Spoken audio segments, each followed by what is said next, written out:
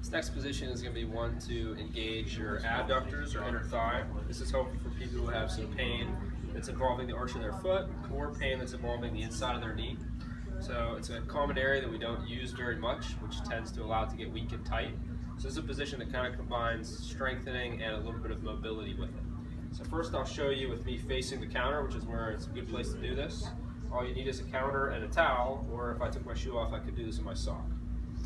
So a couple important points with this is that my hands on the counter allow me to keep my stomach engaged. So I try and put a little bit of pressure downward, or if I'm at the edge of the counter, I can kind of grab this edge to help me keep some stability through my trunk so my back doesn't feel like it's being pulled on. With my foot on the towel and no real pressure on it, I'm just going to gently slide my foot out to the side. Now the important part here is that this foot that's on the towel, I want to try and avoid letting it kick out. So I want to keep it nice and straight. And you can't see through my shoe, but I want to feel like I'm lightly pressing my big toe into the floor a little bit as I go to pull this towel back in.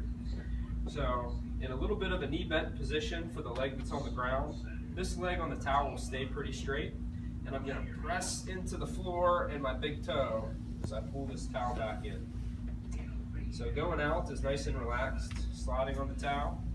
You'll notice my knee that's on the floor, I'm not letting that knee cave in to follow the towel, but I want to keep it out where my foot is. So I keep that knee pulled out to the side, and I don't go into a deep knee bend here. I kind of just drop into a little pressure on my heel, and then I keep that still as I then press this foot into the towel and drag it back in.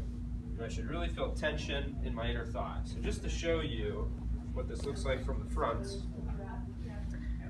So still I would have the counter in front of me. This is just so you can see it. So as I slide out to the side, you can see this knee doesn't bend a lot. I don't go into a deep bend like this, right? It's just a very small bend where I have most of the pressure on my heel so I can tap my toe. And then I keep that knee pointing where my toe is, so I don't want that to happen, right? And then this foot is going to press into the floor through my big toe as I squeeze back in. One more time, going out slow, nice and relaxed. And you can see, I may start off just in this small range. As I feel comfortable, I may work out. The further I go out, the more this knee does have to bend, but it's not shooting forward. It's still staying weight back on my heel. As I then push into the floor as I bring my foot back in. So usually I start with 5 on each side. This one is an area that we typically don't use very much, so I would start with 5 and see how sore you get from it, and then work up towards 10 to 20 reps if you can.